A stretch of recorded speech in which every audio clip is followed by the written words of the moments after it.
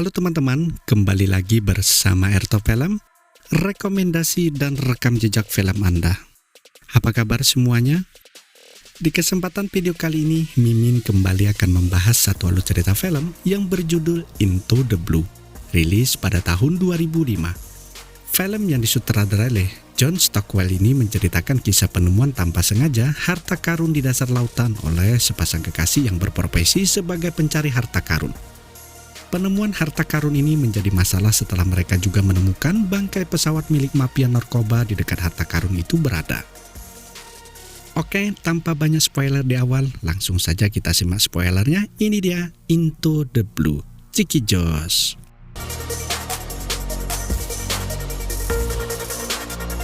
Film dibuka dengan sebuah pemandangan dalam laut yang indah, di mana pelatihan diving sedang berlangsung. Terlihat seorang pria yang bertubuh tambun sedang berada di posisi terbalik. Seorang instruktur datang membantu mengembalikan posisinya. Instruktur itu bernama Jared yang diperankan oleh Paul Walker yang bekerja dengan Bob sebagai instruktur latihan menyelam. Saat semua peserta naik, Bob marah-marah kepada Jared karena pria gemuk yang ia awasi menghilangkan sabuk pemberatnya.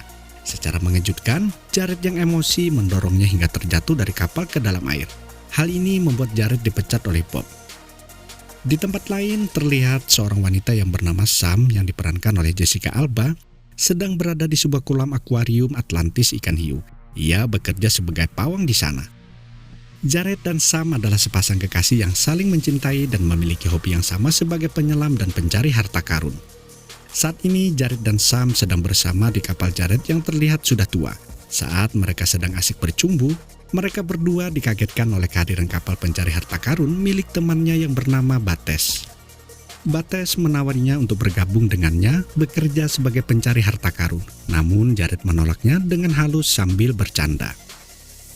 Scene berpindah di mana Jared dan Sam sedang berkendara menuju bandara Bahama, menjemput kedatangan Bryce, sahabat lamanya untuk berlibur. Ternyata Bryce datang tidak sendirian. Ia ditemani oleh seorang wanita seksi yang bernama Amanda. Bryce yang bekerja di sebuah firma hukum menggunakan fasilitas villa mewah yang ada di sana milik kliennya yang ditangkap karena kasus pencucian uang. Di villa itu juga tersedia kapal dan jet ski yang kapan saja bisa ia gunakan. Scene berpindah di mana Jared dan Bryce bersama kekasih mereka bersenang-senang dengan perahu dan jet ski di laut yang indah. Setelah puas, mereka pun melanjutkan petualangan melakukan penyelaman di sebuah taman terumbu karang ubur-ubur. Saat itulah jam tangan Jared terlepas dan terjatuh ke dasar laut tanpa ia sadari. Saat kembali ke dasar laut mencari jam tangan tersebut, ia menemukan sebuah artefak batu pemberat yang digunakan oleh kapal-kapal zaman dulu. Ia pun segera mengajak yang lainnya untuk kembali menyelam menyusuri dasar laut.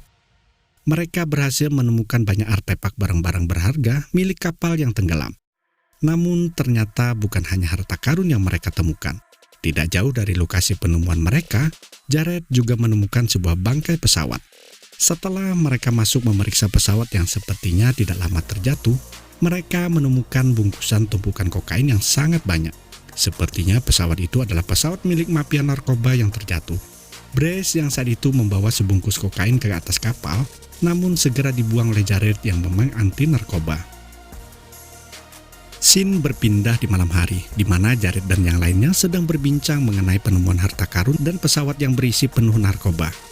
Mereka tidak bisa melaporkan keberadaan pesawat itu kepada aparat yang berwenang karena pasti akan banyak petugas yang akan berada di dekat harta karun yang mereka temukan.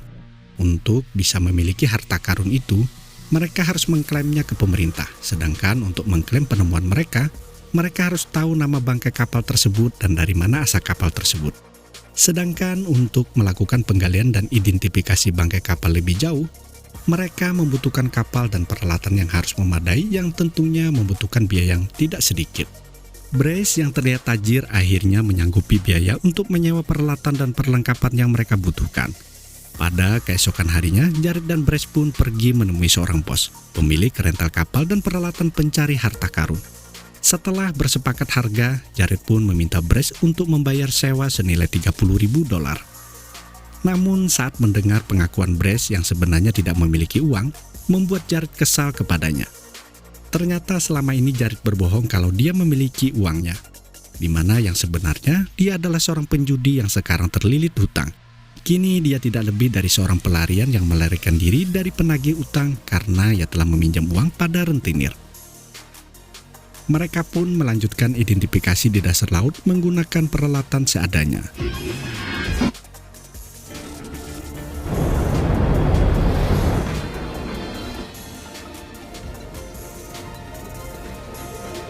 Setelah melakukan pencarian beberapa saat, mereka menemukan beberapa barang berharga. Saat tabung udara yang mereka gunakan mulai habis, mereka pun naik ke kapal.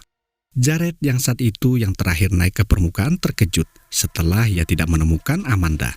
Ia pun bergegas meminta tabung oksigen lalu segera berenang dengan cepat menuju bangkai pesawat yang ia yakin Amanda berada di sana. Setelah berada di dalam pesawat, ia menemukan Amanda yang sedang kehabisan oksigen dengan posisi kepala berada di rongga udara yang masih tersisa di pesawat itu. Jared yang saat itu marah mengingatkan kepada Amanda untuk tidak mendekati pesawat itu lagi. Setelah berada di villa, mereka pun mengidentifikasi barang-barang temuan mereka.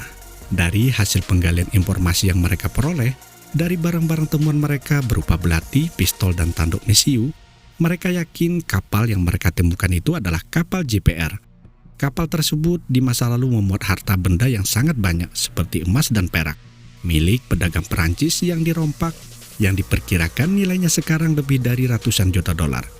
Untuk bisa menguasai harta tersebut, mereka harus bisa menemukan sesuatu apa saja yang bertuliskan DJPR. Jika berhasil, maka mereka semua akan menjadi orang kaya baru. Keesokan harinya, mereka pun melanjutkan pencarian untuk menemukan sesuatu yang bertuliskan nama kapal tersebut. Saat itu, Amanda diminta tinggal di kapal untuk berjaga-jaga jika ada orang lain yang datang ke kapal. Setelah beberapa saat melakukan penyisiran di dasar laut, mereka akhirnya menemukan sebuah meriam yang bertuliskan JPR.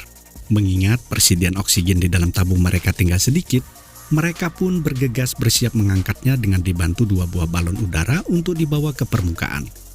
Sementara itu di atas kapal, Amanda yang saat itu berjemur dikagetkan oleh kehadiran kapal patroli polisi. Para polisi yang merasa curiga karena tidak mengenal Amanda melakukan penggeledahan dalam kapal. Saat bersamaan di dasar laut, meriam yang diangkat dengan balon udara mulai berhasil terangkat. Namun mereka bertiga dikagetkan oleh kehadiran kapal lain yang datang ke kapal mereka. Untuk menghindari kecurigaan atas temuan mereka, Jared terpaksa melepaskan salah satu tali pengikat balon udara tersebut agar meriam itu kembali ke dasar lautan. Namun tanpa diduga hal ini malah membuat Brace ikut tertarik ke dasar laut dan membuat salah satu tangannya terjepit. Beruntung, Brace berhasil diselamatkan oleh Jared dan Sam yang juga saat itu dalam kondisi kehabisan oksigen. Setelah itu mereka segera naik ke kapal dan para polisi yang mengenali Jared dan Sam pun segera pergi meninggalkan kapal mereka tanpa curiga. Pada malam harinya, mereka pergi ke sebuah bar untuk bersenang-senang. Saat itulah temannya Jared yang bernama Danny memberikan sebuah informasi tentang kedatangan orang yang tidak dikenal dan memaksanya berbicara menanyakan bersama siapa Jared pergi dan kemana ia menyelam. Hal ini membuat Jared curiga ada orang lain yang sedang mencoba memata-matai mereka. Sementara itu, Brace berkelahi dengan seorang pria yang juga pemilik bar yang bernama Primo. Setelah ia cemburu, Amanda didekati dan diberi narkoba oleh Primo.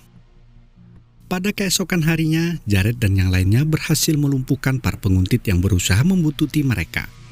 Mereka berhasil mengusir para penguntit yang berjumlah 2 orang setelah mereka mengecoh para penguntit dengan cara menyelam di tempat lain, lalu menyergap dan memukulinya. Setelah para penguntit kabur melarikan diri, Jared menemukan sebuah topi penguntit tersebut, yang mana ia mengenali dari mana topi itu berasal, yaitu Bates temannya pengusaha pencari harta karun. Ia pun segera mendatangi Bates dan memperingatinya agar menjauhi mereka, sambil mengembalikan topi anak buahnya. Setelah itu, Jared pergi berbincang di tepi sebuah pantai bersama Brace, perihal uang yang harus mereka dapatkan agar bisa memiliki harta karun yang mereka temukan. Brace mengusulkan kepada Jared mengambil beberapa bungkus kokain, lalu menjualnya ke seorang bandar narkoba kenalannya. Namun Jared dengan tegas menolaknya. Pada malam harinya, Brace yang tidak berhasil membujuk Jared untuk mengambil beberapa bungkus kokain, akhirnya berinisiatif pergi bersama Amanda ke laut untuk mengambil beberapa bungkus narkoba di dalam pesawat yang ada di dasar laut. Keesokan harinya, mereka pun pergi mendatangi Primo untuk menjual kokain tersebut. Sementara itu, Jared yang sedang menimba kapalnya, tiba-tiba mendapat telepon dari Brace yang memintanya untuk datang menemuinya di sebuah kapal pesiar di tengah laut. Setelah berada di dalam kapal pesiar itu, Jared baru tahu kalau mereka dalam sebuah masalah besar, di mana Brace dan Amanda telah menjual kokain yang mereka ambil kepada kaki tangan mafia pemilik kokain itu sendiri. Dengan sangat marah, pemimpin mafia itu pun menyuruh mereka untuk mengembalikan kokain yang mereka temukan. Namun Jared menolaknya dengan memberikan sebuah alasan kalau mereka tidak akan bisa melakukannya, mengingat mereka tidak memiliki uang yang cukup untuk menyewa kapal dan peralatan yang mereka butuhkan untuk mengangkat kokain itu. Sang mafia pun menyuruh anak buahnya untuk memberikan uang kepada Jared dan memberikan tempo waktu kepada mereka selama 12 jam. Jika mereka tidak mengembalikan kokain itu, para mafia akan menjadikan Sam kekasih Jared sebagai jaminan. Scene berpindah di dermaga kapal yang disewa oleh Jared untuk mengambil kokain milik mafia itu. Terlihat Sam sangat marah dengan keputusan Jared yang akan mengambil kokain itu. Jared berusaha membujuk Sam agar ia juga mau ikut melakukannya sekali itu saja. Namun Sam dengan tegas menolaknya dan memilih mengakhiri hubungan mereka. Akhirnya Jared bersama Brace dan Amanda tetap berangkat menuju lokasi pesawat. Sebelum mengambil kokain di pesawat, mereka menggunakan kesempatan itu untuk membersihkan lokasi kapal harta karun dengan cara menyedot pasir yang ada di sekitar kapal, agar bisa menemukan sesuatu yang bertuliskan nama kapal. Setelah beberapa saat, akhirnya mereka berhasil menemukan sebuah lonceng kapal yang besar yang bertuliskan JPR. Mereka pun bergegas mengambilnya lalu mengambil bungkusan kokain untuk diangkat ke permukaan. Saat kantong yang berisi kokain dan lonceng itu siap untuk ditarik, Jared segera pergi ke atas kapal sedangkan Amanda membantunya di bawah. Dan Brace masuk ke dalam pesawat untuk mengambil bungkusan kokain yang lain. Saat itulah tanpa disadari oleh Amanda dan Brace, seekor ikan hiu menyerang dan menggigit Amanda. Setelah mengetahui apa yang dialami Amanda, Brace segera membawa Amanda ke permukaan. Jared yang saat itu telah berhasil mengangkat kokain dan lonceng harta karun menggunakan katrol, terkejut melihat apa yang dialami Amanda. Ia pun tanpa pikir panjang memotong tali pada katrol sehingga kokain dan lonceng harta karun itu pun terjatuh ke dasar laut kembali. Hal ini ia lakukan karena mereka harus menyelamatkan Amanda untuk membawanya ke rumah sakit. Mereka tidak mungkin membawa kokain itu ke dalam kapal, yang bisa membahayakan mereka ditangkap oleh polisi. Scene berpindah di rumah sakit. Pada akhirnya Amanda tidak bisa diselamatkan oleh para dokter. Ia harus mati karena luka bekas gigitan ikan hiu yang sangat parah. Saat itulah Sam datang ke rumah sakit dan memeluk Jared. Pada keesokan harinya, mereka terlihat dikejar oleh Primo dan anak buah mafia karena tidak menepati kesepakatan mereka dengan bos mafia untuk membawa kokain yang kemarin gagal mereka bawa. Demi keamanan Sam dan Brace, Jared memilih menyerahkan diri pada Primo dan mencoba bernegosiasi dengannya, dengan menawarkan kerjasama mengenai penemuan harta karun yang mereka temukan tidak jauh dari pesawat yang memiliki nilai jauh lebih besar daripada nilai kokain itu. Sementara itu Sam meminta kepada Brace untuk mengantarnya menemui Roy, seorang polisi yang juga temannya. Kepada Roy, Sam menjelaskan perihal kokain yang mereka temukan dan kini mereka dalam bahaya karena anak buah si mafia mengejar mereka. Roy yang bersimpati segera menghubungi seseorang untuk meminta bantuannya agar bisa menyelamatkan mereka, tapi malah tidak melaporkannya kepada atasannya, dengan alasan tidak tahu siapa yang ia bisa percaya. Sementara itu Jared bersama Primo yang datang ke kapal pesiar untuk bernegosiasi dengan kepala mafia, terkejut setelah mendapati kondisi kapal berantakan dan anak buah si mafia banyak yang mati tertembak. Primo menyuruh Jared untuk tiarap. Ia dan anak buahnya pun masuk ke dalam kapal dengan pistol di tangan. Namun setelah berada di sebuah ruangan, Primo mati ditembak secara misterius. Jared yang sedang tiarap segera bangun setelah menunggu beberapa saat. Primo tidak kembali. Ia pun masuk ke lantai bawah kapal, di mana ia menemukan banyak mayat yang mati tertembak, termasuk bos mafia yang mati di dalam kamarnya bersama seorang wanita. Saat itulah Jared dikejutkan oleh kehadiran Bates temannya, seorang pengusaha pencari harta karun. Bates berbicara kepada Jared kalau narkoba yang ia temukan adalah miliknya. Jared yang menyadari sedang dalam bahaya segera berlari ke atas kapal dan melompat ke dalam laut. Anak buah Bates segera melakukan pencarian menggunakan speedboat. Namun mereka tidak berhasil menangkap Jared yang lihai dalam menyelam dan berenang di laut. Sementara itu Sam terkejut dengan orang yang diajak oleh Roy untuk mereka temui di dermaga. Ternyata orang itu adalah Bates. Scene berpindah di mana Jared mendatangi Brace ke sebuah villa tempat ia tinggal. Brace terkejut setelah mendengar penjelasan Jared siapa sebenarnya pemilik kokain itu. Jared meminjam handphone kepada Brace untuk menelpon Sam pacarnya. Namun ia terkejut setelah mendengar suara Bates yang saat itu mengangkatnya. Saat itu Sam sedang terikat dijadikan sandera oleh Bates, dan Bates meminta kepada Jared untuk menunjukkan di manakah titik koordinat pesawatnya jatuh dan ia akan melepaskan Sam kekasihnya. Namun Jared menolak memberitahukannya. Ia menyuruh Bates menemuinya di sebuah tempat jika ia ingin narkobanya selamat. Setelah menutup telepon, Jared marah kepada Brace yang menjadi penyebab kekacauan saat ini. Namun akhirnya mereka berdua kembali tenang dan menyusun rencana. Sementara itu Roy yang datang menemui Bates dan meminta kepadanya untuk melepaskan Sam. Karena ia telah mendapatkan apa yang ia cari, secara mengejutkan Roy mati ditembak oleh Bates yang sedang marah. Di tengah laut, terlihat Jared dan Brace mendatangi sebuah kapal nelayan milik temannya untuk meminta bantuan dan meninggalkan Brace di kapal nelayan itu. Jared pergi sendiri menggunakan speedboat mendatangi kapal Bates di tempat yang sudah mereka sepakati. Saat berada dalam kapal, Jared yang melihat Sam dalam kondisi terikat di samping mayat Troy berteriak memohon kepada Bates untuk melepaskannya. Ia berjanji akan menambahkan kesepakatan itu dengan harta karun Jifar yang ia temukan. Tapi Bates tidak mempercayainya dan tetap meminta Jared untuk ikut serta dengan mereka menyelam ke dalam pesawat mengambil kokain miliknya. Akhirnya Jared dibawa keluar ruangan oleh anak buah Bates dengan posisi tangan di borgol. Scene berpindah di atas kapal. Setelah beberapa saat berlayar menuju lokasi di mana pesawat yang berisi kokain berada, ketika mereka sampai, Bates terkejut ketika melihat bungkusan kokain yang bertebaran mengapung di permukaan air laut. Saat itulah Jared berbicara sambil mengolok kepada Bates. Siapa penemu hartanya? Ini setengah dari kokainmu dan sekarang aku akan ke bawah untuk menghancurkan sisanya. Dengan secepat kilat, Jared berhasil melompat dari kapal lalu menyelam ke dasar laut. Bates dan anak buahnya pun segera menyelam ke dasar laut menggunakan peralatan menyelam dan senjata dalam air. Ia menyisakan 2 orang anak buahnya di kapal yang bertugas menarik katrol. Sementara itu di dalam kapal, di mana Sam dikurung, berhasil melepaskan borgolnya yang terborgol bersama mayat. Setelah ia memotong tangan mayat tersebut, dengan segera ia memukul pipa mesin katrol yang saat itu digunakan oleh anak buah Roy untuk menurunkan keranjang ke dasar laut. Mendapati mesin katrol tidak berfungsi, salah satunya pun pergi memeriksanya ke ruang mesin. Sam akhirnya berhasil menjebaknya di dalam ruangan itu dan segera berlari. Sedangkan di atas kapal, anak buah Bates yang satunya terkejut setelah didatangi oleh sebuah speedboat yang dikemudikan oleh temannya Jared yang menyamar sebagai nelayan. Anak buah Bates berusaha mengusirnya dengan cara mengancamnya menggunakan senjata api. Namun secara mengejutkan, ternyata nelayan itu menembakkan senapan panah ke kakinya dan segera menyalakan mesin bot, lalu menarik anak buah Bates dengan tali yang terhubung dengan anak panah di kakinya. Sementara itu, Bates dan kedua anak buahnya berhasil menemukan pesawat yang hilang. Salah satu anak buahnya disuruh masuk untuk mencari Jared, sedangkan Bates menyusuri bagian atas badan pesawat. Ia terkejut ketika menemukan sebuah lonceng kapal yang bertuliskan JPR tergeletak di atas pesawat. Sedangkan di dalam pesawat, Brace yang sudah berada di pesawat lebih awal berhasil melumpuhkan salah satu anak buah Bates. Brace membawa tabung oksigen untuk ia gunakan bersama Jared. Bates yang saat itu mendengar suara tembakan senapan anak buahnya segera masuk ke dalam pesawat dan menembakkan senjatanya ke arah Jared dan Brace.